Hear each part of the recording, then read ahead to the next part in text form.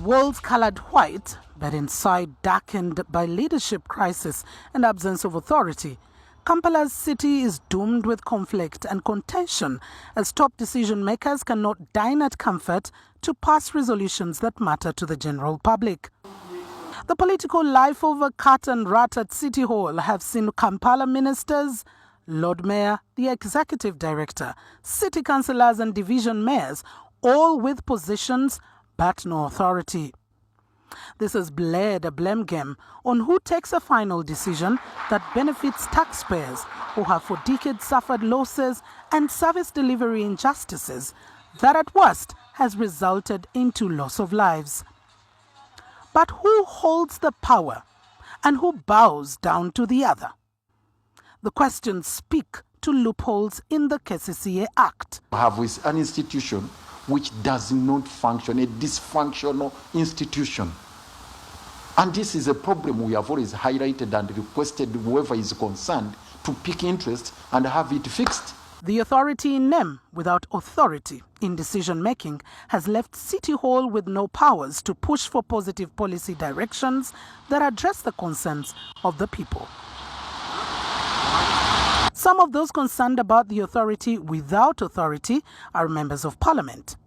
Lutamaguzi Semakula and Ronald Balimwezo say a lot has to be done to dilute leadership duplication at City Hall emanating from the illicit act. Every time you come to look for the real person who holds the authority, because the word authority means you have power. When you reach that person, the person will blame, and me, I don't have the authority. It is very expensive being an authority because there's multiplication of the same people in the same offices. Give an example. Number one, you very well know how Kampala is being managed. It is from the 2 ministers, the 10 directors, with the mayor, executive, and councillors. You have almost 200 people coordinating Kampala. For what? Political head, the mayors, the RDCs are all in a fight for one cause, for one common goal. Development. Each one feels that is stronger than the other. For now, close to 2 decades, the authority that benefits from the national cake has struggled to put into good use the resources allocated to the country's capital chambers to improve quality of life of the people.